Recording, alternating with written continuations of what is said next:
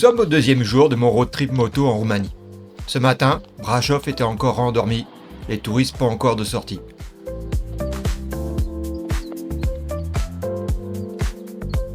J'en ai donc profité pour me balader tranquillement, admirer la vieille ville et jeter un œil au stade désert avant de reprendre la route.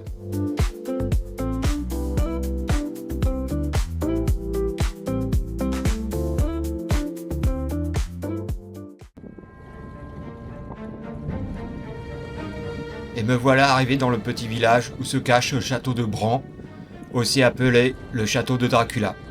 En effet, c'est ici que le personnage Vlad l'Empaleur a inspiré le conte de Dracula.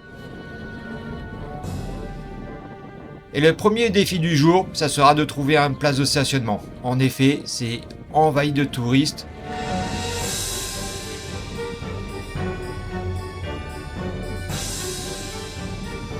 Même en moto, c'est tout un sport pour trouver où se garer sans risquer un petit ticket de stationnement. Je fais vraiment gaffe à bien observer les panneaux, à vérifier si je peux payer avec ma carte, et je compatis avec les automobilistes.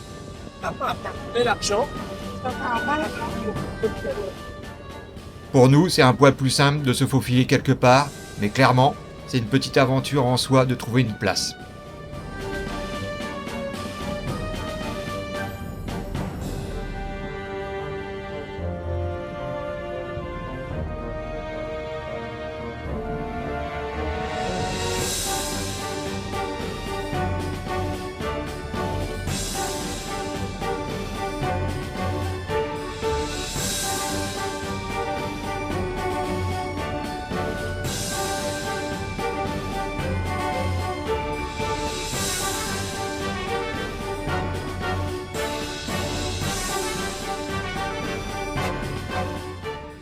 Finalement, après avoir exploré les rues et trouvé un petit coin discret en bout de stationnement, j'ai décidé de m'y poser. J'ai jeté un coup d'œil autour de moi, histoire de voir si je n'étais pas le seul à tenter le coup, et finalement, j'ai opté pour payer mon stationnement et me diriger vers le château.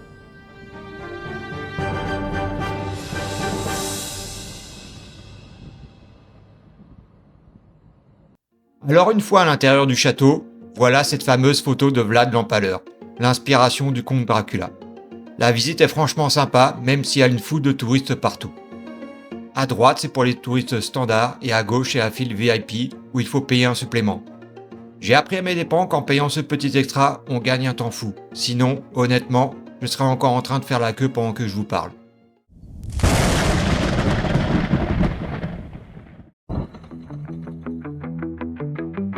Alors on laisse derrière nous le château de Dracula, avec ses effets spéciaux spectaculaires, et on reprend la route. Malheureusement, on se retrouve au milieu de travaux, et la route est vraiment dégradée, mais heureusement que j'ai une moto d'aventure pour m'en sortir. Il faut juste faire attention aux trous et à la circulation. Et merci donc à toutes ces années à circuler dans les routes du Québec. Grâce à cette expérience québécoise, je peux rouler tranquillement sur toutes les autres routes du monde. Et malgré tout ce chaos, on est entouré par un paysage absolument magnifique. Et voilà maintenant pourquoi la moto a été inventée, surtout pour mes amis québécois et ontariens qui galèrent encore à se faufiler dans la circulation au Canada. En Europe, la moto, c'est l'art de remonter les fils, surtout en plein milieu de travaux. Comme vous le voyez, une fois que tout le monde est habitué, ça se fait en douceur, sans accrochage, sans stress, et on se retrouve toujours peinard devant.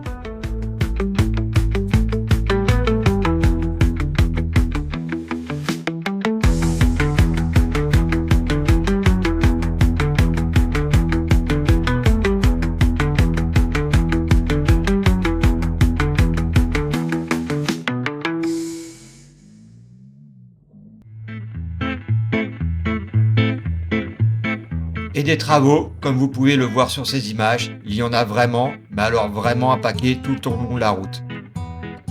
Heureusement que je suis en moto et que je peux remonter les fils de voiture.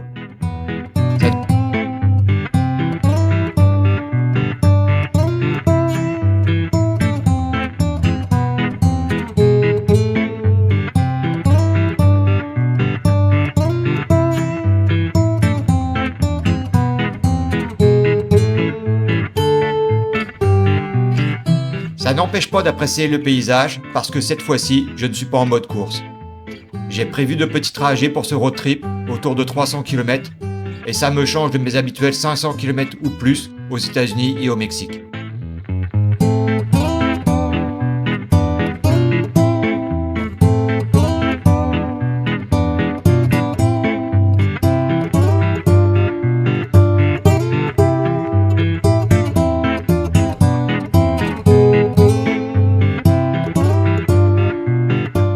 Ah oui, vous vous souvenez, hier, quand j'ai récupéré ma moto, il y avait pas mal de monde qui partait aussi en road trip en Roumanie.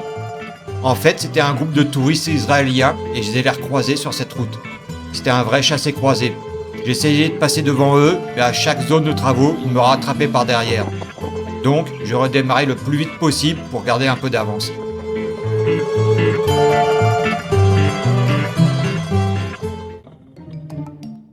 Pour finir, sur une petite note légère, à un arrêt, j'en profitais pour détendre un peu mes muscles en attendant le feu vert. Je voyais les touristes israéliens derrière moi et je me suis dit, tiens, ils vont me prendre en photo dans ma pose ultra stylée. Et finalement, non, ils se sont fait juste un selfie entre eux et ils ont complètement raté l'occasion.